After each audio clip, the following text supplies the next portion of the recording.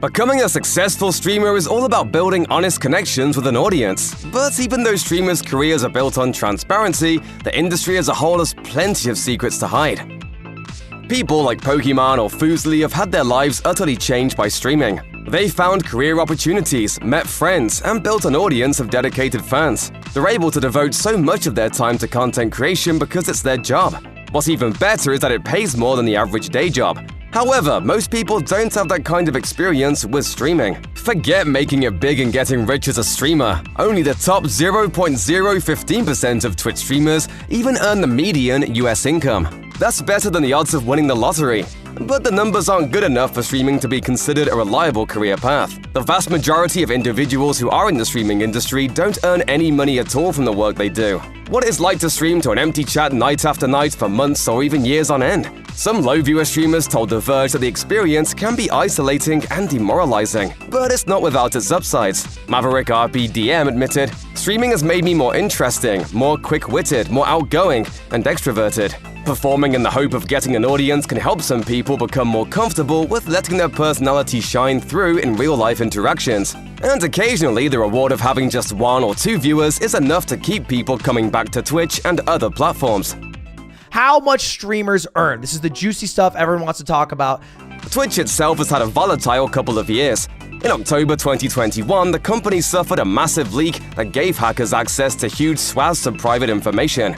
One of the biggest pieces of data that got exposed was exactly how much money the highest earners on Twitch were making and how much revenue Twitch was getting as part of its cut. Some of the top streamers were raking in millions of dollars from Twitch alone, and most, but not all, of those streamers were giving the company 50% of what they made. That leak might have served as a motivating factor for Twitch making adjustments to its contracts, while also becoming more transparent with the deals it offers streamers. In September 2022, Twitch president Dan Clancy made an announcement about big changes coming to the platform.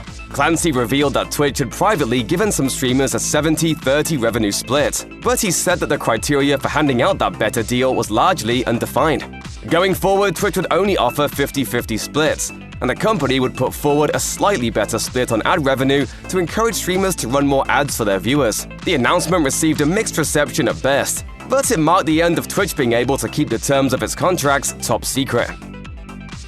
Everyone knows that streamers make a significant portion of their income through sponsorships. Companies pay streamers to use specific gear, wear certain clothes, or explicitly talk about their products. It all comes with the territory, but in general, streamers don't reveal how much companies are willing to pay them. Sometimes streamers want to keep their income private, and very often keeping the numbers a secret is part of their sponsorship deal. Every once in a while, fans get an accidental peek behind the scenes and find out just how much money their favorite streamers bring in on various deals.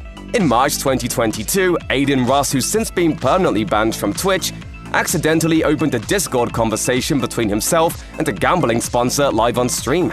Ross's fans discovered that he was making roughly $4 million a month from just one sponsorship deal.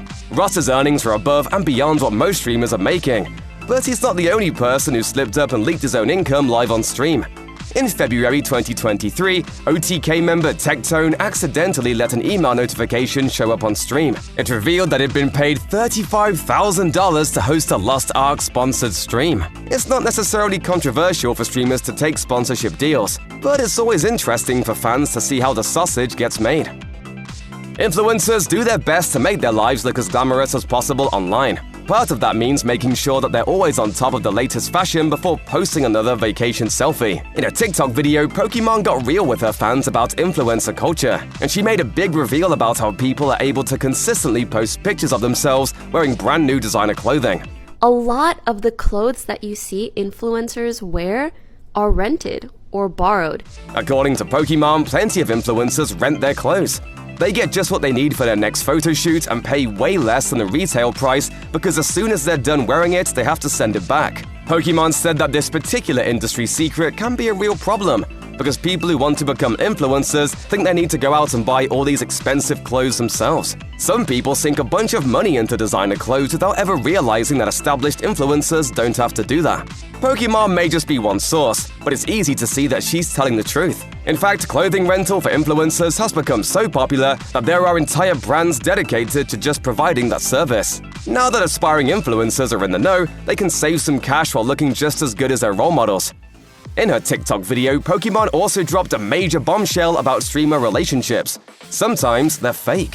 Fans tend to form intense bonds with their favorite streamers, and it's not uncommon for them to become invested in a streamer's love life. Influencers know this, and some take advantage of it, faking relationships for viewers. That's why sometimes when you hear, oh, someone cheated on someone, it's not cheating, they're just not really together. Pokemon said that in her experience, this happens with YouTuber couples more than couples on other platforms. And not everyone is faking their romance for engagement, but it does happen.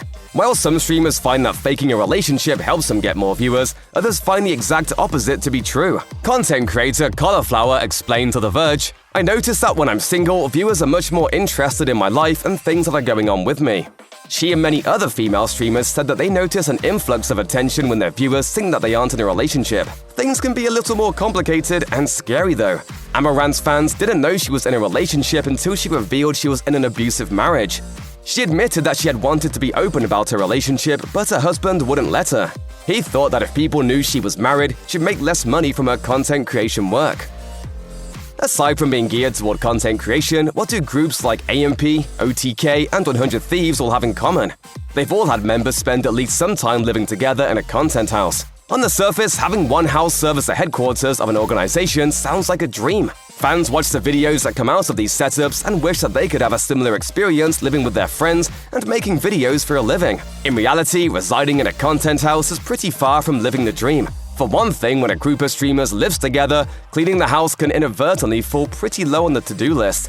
In an interview with Trash Taste, Pokemon admitted, When it comes to cleanliness, after being in content creator houses for 4 years, my standards are on the ground. There's also always a chance that someone's latest video idea takes things way too far.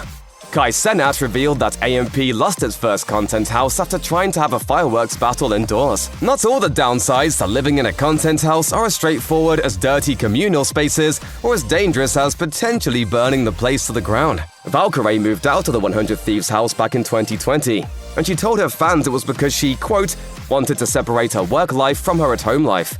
Everyone needs a space to relax and unwind, and content houses don't exactly provide that.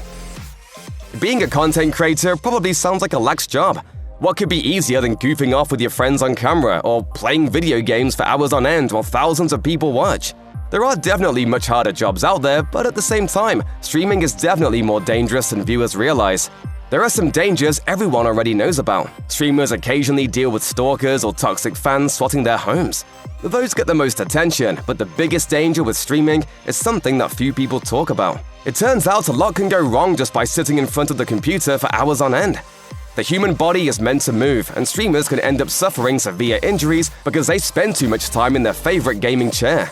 People usually associate too much keyboard time with developing carpal tunnel syndrome. But tendinopathy, damaged mobility, or outright scarring in arm tendons is even more common. To avoid permanent impacts on their muscles, streamers need to step away from the screen and move regularly. But that's hard to do when you're trying to keep an audience engaged every single minute you're working. Just how hard streaming can be on your body might be the biggest secret in the industry.